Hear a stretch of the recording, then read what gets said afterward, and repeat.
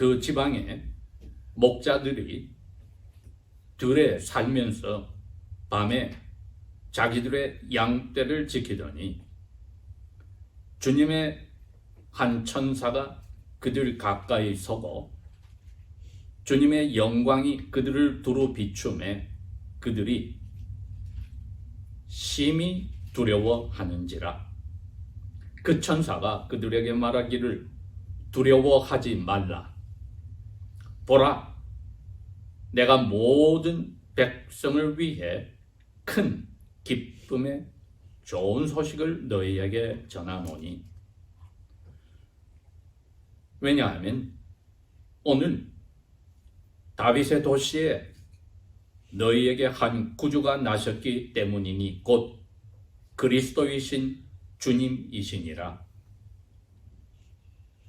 너희가 헝겊포대기에 쌓여 구유 안에 누인 그 아기를 보리니 이것이 너희에게 표적이 되리라 하니 갑자기 수많은 하늘의 군대가 나타나 그 천사와 함께 하나님을 찬양하여 말씀드리기를 지극히 높은 곳에 계신 하나님께는 영광이요 땅에서는 하나님께서 기뻐하시는 사람들 가운데 평화로다 하니라.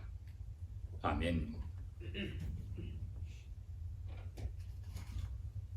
어제에 이어서 오늘 저희들은 이제 두 번째로 하나님의 아들께서 참 사람으로 태어나셨다는 뜻은 무엇인가 하는 점을 알아보겠습니다.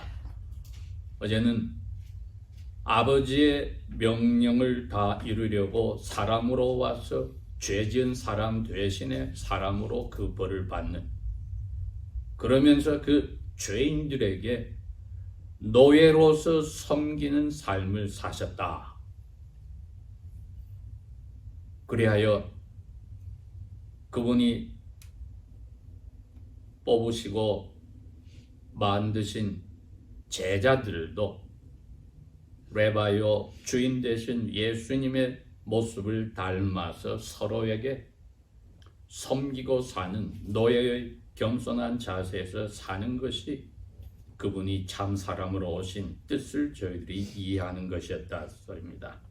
오늘은 이제 누가복음 2장에 나오는 그분이 태어나셨던 그 밤에 일어난 사건을 들여다보면서 이분이 태어나신 것이 또 우리에게는 어떤 뜻을 가지는지를 살펴보겠습니다.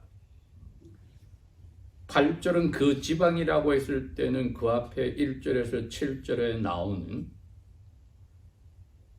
팔레스틴의 남쪽에 있는 베들레헴의 도시 근교를 이야기합니다. 그곳에서 도시 안에 일어난 사건 때문에 8절부터 이 일이 일어난 겁니다. 왜 1절에서 7절에 어머니 마리아가 아기를 낳아서 아기를 구유 안에 누였다. 그리고 8절에 이제 그 도시 밖에 야외, 오늘날 치면은 예루살렘에서 한 5마일 남동쪽으로 떨어진 곳이거든요. 그 베들레헴에서 이제 동쪽으로 남쪽으로 쳐다보면 그게 유대 광야로 해서 끝까지 가면 사해가 나옵니다. 거기에 도시 밖에 목자들이 들에 살면서 밤에 자기들의 양떼를 지켰다. 이게 중요한 부분입니다. 사람들에게 주시려고 오셨습니다. 오늘 저희들이 생각하는 첫 번째, 사람들에게 주시려고 오셨다. 근데 그 사람들이 어떤 사람들이다 보니까 8절에 설명이 다 되어 있어요. 유대인들의 역사학자와 신학자들의 설명을 들어보니 충분히 이해가 됩니다. 그 도시에 있는 목자들은 평소에는 어떻게 합니까? 저녁이 되면은 양떼를 데리고 다 도시 안으로 들어가서 양우리에 다 넣어둬야 됩니다. 그게 정상입니다. 그런데 도시 밖에 밤새도록 거기 살았다는 것은 그때가 바로 양떼들이 계절에 딱 한 부분인 늦봄쯤에 어린 양들을 잉태한 후에 해산하는 기간이었다는 겁니다. 그래서 밤새도록 밖에서 목자들이 양떼들을 지킬 수밖에 없었다는 것이죠. 그런데 예수님 당시의 목자들은 평소에 예수님의 비유에도 나오듯이 유대인들 가운데서는 손가락질을 받는 도덕적으로 타락한 사람들이 많았습니다. 사꾼이란 말이 불릴 정도로. 근데 오늘 여기 8절에 나오는 그 토시 밖에 약물에 양을 넣지 못하고 아기들이 나온 것을 기다려서 책임져야 해서 밤새 자지 않고 살고 있는 목자들은 아주 자기들의 할 일에 최선을 다하는 사람들이었습니다. 그랬기에 살면서 밤에 자지 않고 자기들의 양떼를 지킬 수밖에 없는 거지요. 자기의 삶에 많은 유대인들이 손가락질을 하는 그 직종에 있는 것을 알지만은 최선을 다하고 있었다. 그리고 그들도 그러한 유혹 속에 살았던 사람들이라는 것입니다. 어떤 유혹이냐? 주인 몰래 양들을 잡아먹을 수도 있고 팔아버릴 수도 있고 새끼 낳은 양들의 숫자를 줄일 수도 있는, 그리하여 정당한 유대인의 취급을 받지 못하는 부류의 사람들이었던 것입니다. 이사야 53장에 가면은 이사야 선지가 앞으로 태어나실 하나님의 노예로서 오시는 이 메시아의 하실 일의 설명 중에 그런 게 나옵니다. 옥에 갇힌 사람을 끌어내어주고 억눌린 사람들을 해방시켜준다. 단지 육체적으로 억눌리고 경제적인 사정 때문에 억눌리는 것뿐 아니라 죄짐에 허덕여서 마음의 죄책, guilt, 그 마음을 가지지만 해결할 방법이 없어 힘들어하는 사람들도 있습니다. 그런 사람들에게 예수님이 너희들 너무 영혼에 짐이 많구나, 다 내게로 오라고 말씀도 하셨습니다. 바로 그런 사람들이 여기에 양떼를 지키는 목자들의 대부분이었다 이겁니다. 그런데 도시 안에는 어떨까요? 몇 가정에서 새로운 아기가 태어났을지 모르지만 왜 갑자기 전 세계에 흩어져 있던 많은 유대인들이 세금을 내는 목적으로 황제가 명령하니까 고향으로 다 호적을 등록한 곳으로 지금 다 돌아가서 다시 한번 점검하는 때가 되어서 베들레헴 도시가 갑자기 고향으로 돌아온 모든 사람들에 의해서 각 가정들이 가득 차버렸습니다. 그러니 요셉도 자기 고향으로 마리아와 함께 돌아왔는데 와보니까 자기 친척집에 묵으려 하니 방들이 다 차버려서 또 아내가 아기를 마침 낳았을 새벽에 아기를 둘 데가 없어 보통 거실에서 손님이 부엌이 딸린 곳에서 자는데 말 구유에 아기를 둘 수밖에 없었던 것입니다. 사람들은 많고 아기가 몇 명이 태어났을지 모르지만 밤새에 제대로 자지 못한 가족은 아주 소수입니다. 그런데 목자들은 바로 그 잠자지 않는 부류에서 자기에게 주신 일을 최선을 다하여 깨어있는 사람들이었다.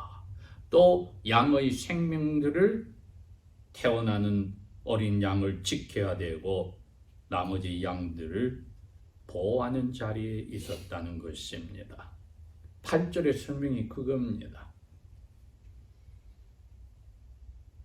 그런데 주님의 천사가 그들 가까이, 그러니까 공중에 머리 위에 가까이 서버렸다. 어떻게 알았느냐? 주님의 영광이 목자들 주위를 감싸버렸습니다. 여기서는 당연히 환한 해보다도 밝은 빛을 이야기하는 거죠. 여기서 주님의 영광이란. 그랬더니 그분들의 반응이 어떻습니까? 8절에서 설명했듯이 마음에 힘든 것이 있고 유혹 속에서도 사는 분들이 그 층의 사람들이니 크게 두려워하였다. 여러분, 바로 이겁니다. 그 사람들의 마음속에 두려움이 마치 아담과 그의 아내가 하나님과 약속한 것을 어기고 나서야 마음속에 죄 때문에 두려움이 생기고 부끄러움이 생겨서 하나님 얼굴을 피하려고 숨어버린 것과 같은 그 두려움입니다. 우리는 찬송을 부르고 성경을 읽을 때 이런 비슷한 설명들이 나올 때 감흥이 없거나 적을 수가 있고 여기에 반응을 하기가 거의 힘들 수도 있습니다만은 오늘 아침에는 생각을 해봅시다. 갑자기 환한 빛으로 하나님의 영광을 나타내는 천사가 우리에게 나타났을 때 저희들이 기뻐할 것 같습니까? 무서워할 것 같습니까? 어릴 때 부모님하고 같이 살 때 혹시 부모님 모르게 무슨 잘못한 게 있으면 부모님 만나는 게 두려워요. 아내도 남편도 서로에게 숨기는 무엇이 있었으면 얼굴 대하기가 힘들어요. 사회에서도 마찬가지입니다. 사이가 가까울수록 더 심합니다. 그런데 일개 죄인이 하나님의 영광을 만났을 때 두 손 두 팔 들고 환영할 것 같습니까? 두렵습니다. 바로 그 모습입니다.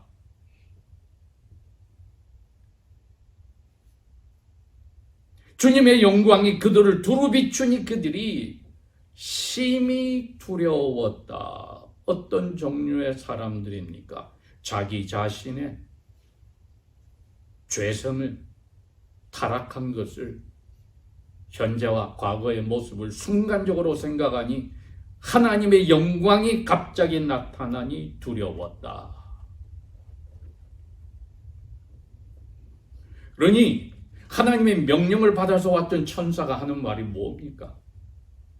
난 너희들에게 좋은 말을 해주려고 왔으니까 두려워 말아라. 제일 첫 마디가 그렇습니다. 원어에도 순서가 그래요. 두려워 말아라. 두려워 말아라.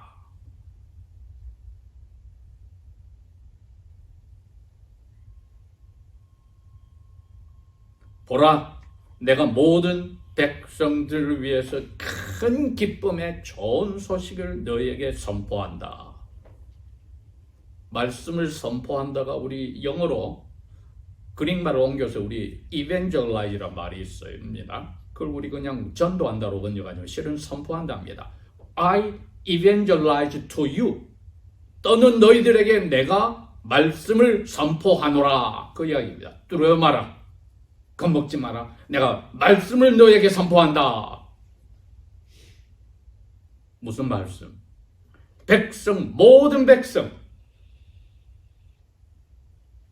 맨발 위에 있는 예루살렘 도시 안에 사는 왕들과 총독들과 성정 중심의 종교 지도자를 인정받고 존경받는 그런 분들 말고 나머지도 다 포함하는 모든 백성에게, 가리지 않고 모든 백성에게 큰 기쁨의 좋은 소식을 전한다.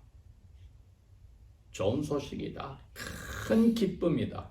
여러분, 기쁨은 두려움에서는 나오지 않지 않습니까? 그렇죠? 그러니 두려워하지 마라. 두려워하는 분들에게 두려워하지 말라고 그것을 기쁨으로 바꿔주는 것은 자기들이 꿈에도 생각하지 못한 것, 그것이 이루어졌을 때는 두려움이 기쁨으로 바뀔 수가 있겠지요. 아니나 다를까 11절에 그렇게 이야기를 합니다. 너희 지금 밤에 들어가지 않고 있는 그 집이 있는 도시, 다윗의 도시, 그 베들레헴입니다. 너에게 한 구주가 나셨다. 죄에서 건져주시는 하나님이 나셨다.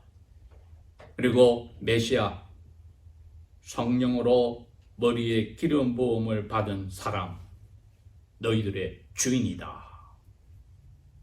이 말은 타락한 유대인들이라도 어릴 때부터 회당에서 듣고 배워왔고 외워왔던 말씀입니다.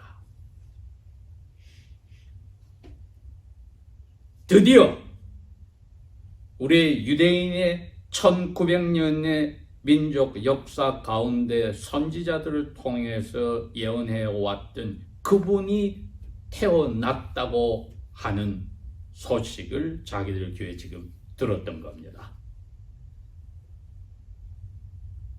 그런데 우리가 그분을 어떻게 알지? 그랬더니 12절에 그럽니다. 내가 너희들에게 사인 하나를 보여줄 테니까 그것만 너희들이 붙잡으면 그분이 누군지 알아. 왜? 베들레헴에 그날 새벽에 혹은 지난밤에 몇 명의 아기가 태어났을지 아무도 모르지만, 그런데 이 사람들의 생각 속에는 메시아께서 태어나셨다면 다윗 왕의 자손이니까 이거 분명히 왕궁에 가야 되는 거 아니야? 베들레헴에서도 제일 좋은 집에 으리으리한 방에서 집에 시녀들도 있고 집사들도 있고 그러한 집에 찾아가려면 우리는 어림도 없을 텐데 이렇게 되는 거죠. 그런데 천사 이야기는 포대기에 쌓여 있어. 부드러운 양털도 아니고 비단도 아니고 모시도 아니고 너희 집에 애기 태어날 때 싸던 그 바로 그 포대기야. 그리고 침대는커녕 말의 밥통에 있어. 지금 도시 안이 손님들이 가득 차서 잘 데도 없는 말밥통에 아기를 뉘어놨어. 그러니 말밥통에 아기가 있는 것은 아무리 가난한 집이라도 생각을 할 수가 없지 않습니까? 아기 태어나기 전부터 부모가 얼마나 준비를 철저히 하겠습니까? 그런데 말밥통에 태어났으니 이건 분명히 그런 아기는 하나뿐이다 이거지요. 그런데 자기들이 생각하였던 성경에서 예언한 대로 오신다는 다윗 왕의 후손이 왕족인데 말밥통에 있다. 이게 잘 맞지 않는 말씀이지만은 분명히 이런 아기는 하나밖에 없을 거 아닙니까? 그러니 찾아가서 분명히 알 수 있다 이거지요. 천사들이 얼마나 자세하게 다 설명을 해줍니까? 자기들의 예상과는 다른 이야기지만 이렇게 참 사람으로 오신 하나님의 아들은 가장 밑바닥에서 살고 있는 사람들에게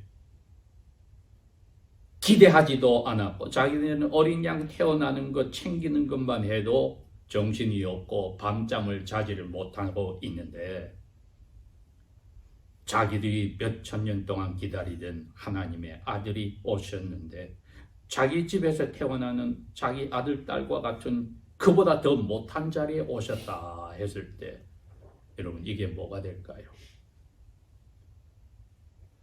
두려움이 사라져버립니다. 15절부터 보세요. 서로 이야기합니다. 두려움은 사라졌어요. 야 가보자 이거. 그 메시아 찾아보자. 정확하게 찾을 수는 있을 거니까. 왜? 구유에 있는 아기는 뭐 자기 동네 아무리 가난해도 그런 일은 안 하니까요. 위로가 되지 않습니까? 이젠 흥분이 되고 양떼를 지키던 것을 그만두고 메시아를 만나려 하는 흥분이 되고 기쁨이 되고 들떠 있다. 이게 큰 기쁨의 좋은 소식을 받은 사람의 모습입니다.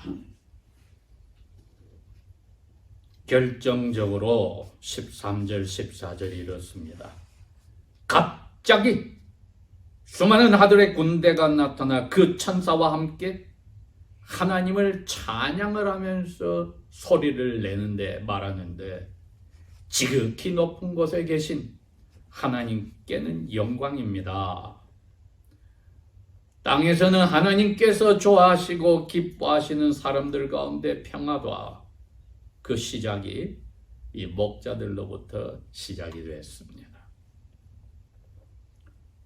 이사야 6장에 가면은 이사야 선지가 하나님께 이제 불림을 받아서 선지 일을 시작하는 모습이 나옵니다. 제가 6장 1절에서 5절에 읽어보겠습니다. 우시야 왕이 죽던 그 해에 내가 본즉 비전을 본 겁니다. 환상을 보니 야훼께서 높게 들린 한 보좌에 앉아 계시는데, 그분의 옷자락이 성전을 가득 채웠더라. 하늘의 성전을 채웠더라. 그 보좌 위에는 세라핌들이, 대천사장들이 서 있어서 각기 6 날개들을 가졌는데, 그 둘로는 자기 얼굴들을 가리고 있고, 그 둘로는 자기 발들을 가리고 있고, 그 둘로는 날개를 치며 날면서 서로에게 외쳐 말하기를, 거룩하시도다, 거룩하시도다, 거룩하시도다. 만군의 야훼시여, 온 땅이 그분의 영광으로 가득 찼도다. 그랬더니 그 소리 때문에 문의 기둥들이 흔들리고 그 집이 연기로 성전이 가득 차버렸는데, 막상 이사야는 이 목자들과 같은 자리에서 영광만 본 게 아니라 야훼 자체를 보고 천사들의 그 소리를 듣는 순간에 겁이 났습니다. 나에게 화가 왔도다. 나에게 화가 나서 나는 망하게 됐구나. 왜냐하면 내가 더러운 입술을 가진 백성들과 똑같이 나도 더럽게 죄 가운데 살았는데, 내 눈으로 왕 되신 만군의 야훼를 보았으니 나는 이제 두려움 가운데 죽는구나. 여러분, 이것을 싹 없애버린 일이 아직 이사야 선지는 듣지도 못했던 위로 말이 이거였습니다. 너희를 위해서 모든 백성에게 위대한 존경받는 분들 아니라 목자들 너희들까지를 위해서 메시아가 약속대로 태어났고, 너희들이 가서 그 아기를 볼 수 있도록 내가 가르쳐줘. 이렇게 함으로써 이 목자들은 이사야와는 다르게 두려움이 어떻게 됐어요? 천사들의 찬양을 들었는데 기쁨이 되었습니다. 이사야는 찬양을 듣고 두려웠는데, 여러분, 이게 예수님 막상 오셨더니 저희들에게 주신 겁니다. 우리에게 위로를 하셨는데 그 위로가 두려움을 없애고 기쁨으로 바꿨습니다. 기쁨은 우리가 표현할 때 감정적인 부분이겠죠. 그런데 그 감정이 사람 전체를 사로잡아서 시작하는 그 근원은 죄 때문에 오는 두려움이 뭐로 바뀌었습니까? 죄가 사라진 영혼의 평화가 온 겁니다. 그래서 이사야가 이제 예언을 하라고 명령받고 한 예언이 9장 6절에 나오는 겁니다. 우리에게 아기가 태어났는데 그 아기가 평화의 왕이시다. 아니나 다를까 에베소 교회에 보낸 편지, 에베소는 교회입니다. 사도 요한이 목회를 했고 그 후에 그를 이어서 또 디모데가 목회를 했던 곳인데, 교회가 어떻게 하나님 앞에 위로를 받는가 했을 때, 그리스도께서 영원 전부터 아버지하고 약속한 그 약속 안에서 너희들이 아버지께 불림을 받아서 제가 그 부분을 읽어보지요. 우리 주 3절 1장 그리스도의 아버지 하나님께서 그리스도 안에서 하늘에 있는 모든 것들의 영적인 복들로 우리 교회에게 주셨다. 세상을 만들기 전부터 아버지께서 그리스도 안에서 우리를 부르셔서 부르셔서 우리로 하여금 아버지의 사랑 안에서 아버지 앞에 거룩하게 되고 흠이 없게 만드시려고 아버지의 기쁘신 뜻에 따라서 우리를 예정하셔서 그리스도 예수님을 통하여 아버지의 노예들이 아니라 자녀들로 만드셨다. 그러니 아버지께서는 그 사랑하는 아들 예수님 안에서 우리를 받아들여지게 하시는 해 아버지의 은혜의 영광을 너희들이 찬양하게 한다. 천사들이 왜 여기서 찬양을 합니까? 사탄과 그를 따르는 졸개들의 자리로 두지 않고 배반하지 않고 하나님을 계속 섬기게 하는 영들로 지켜주신 것도 찬양하는 겁니다. 여러분, 선한 천사는 찬양하는 이유가 그렇습니다. 사탄을 따라가지 않도록 자기들을 보호하셔서 계속 아버지와 아들과 성령님과 또 타락한 인류에서 다시 입양하여 아들, 딸로 들어오는 아버지의 자녀들을 섬기는 그 멋진 일을 계속하게 하시니 그들도 지극히 높은 곳에서 하나님께 영광이라고 찬송하지 않을 수가 없습니다. 그래서 이 천사들이 그리스도 예수의 제자로서 증거하고 사는 우리를 어떻게 한다고요? 부러워한다고 했습니다. 그런데 이 지극히 높은 곳에는 무슨 일이 있습니까? 예수님이 태어나실 때까지 무슨 일이 있습니까? 전쟁이 있습니다. 영적 전쟁이. 이 전쟁이 사람들에게 두려움을 주고 슬픔을 주는데 이게 끝나버리는 일을 메시아가 하십니다. 에베소 6장에는 그 전쟁이 아직까지 지고 있는 전쟁이지만 사탄이 하고 있는 모습을 보여준 게 12절에 그랬죠. 우리 싸우고 있는 이 전쟁은 피와 몸뚱아리로 하는 감정대로 욱하는 싸움이 아니다. 권세를 가지고 나라의 힘을 가진 이 세상의 어두움의 대표자들을 대적하여 싸우고 높은 하늘들 위에 있는 그 영적인 힘을 가진 천사와 사탄과 그 무리들과 싸우는 것이다. 근데 하나님이 그 일을 자기 아들을 보내서 해결한다고 합니다. 그래서 에베소 교인들도 위로를 받아요. 우리가 지금 눈앞에 보이는 사람을 미워하고 시기질투하고 참소하고 백바이링하는 것은 말이 안 돼. 그 뒤에 있는 그들이 노예처럼 끌려가는 그 어둠의 세력하고 하나님이 아들을 보내서 싸워서 이미 이기셨는데 우리가 눈에 보이는 거기에 놀아나서는 안 돼 하는 지혜를 저희들이 가져야 되는 겁니다. 그 시작이 여기 있었습니다.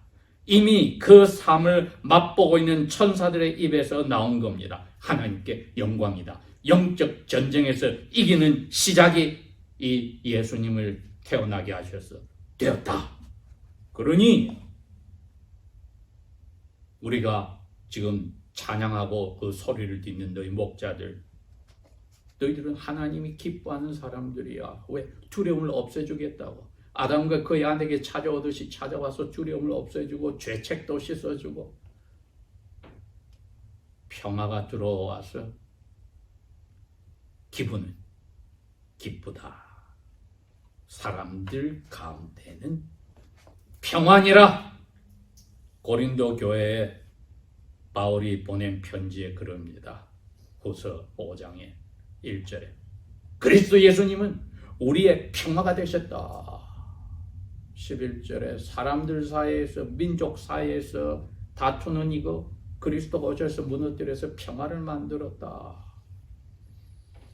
탄생하신 의미는, 삶의 목적은 하나님께 영광이 되는 것이 우리의 모든 언행심사의 끝이요, 우리 마음에는 두려움 대신에 평화가 들어와서 우리 얼굴에 인상 찌푸리는 근심 걱정이 가득 찬 모습이 아니라 기쁨이 숨기지 못하는 모습입니다.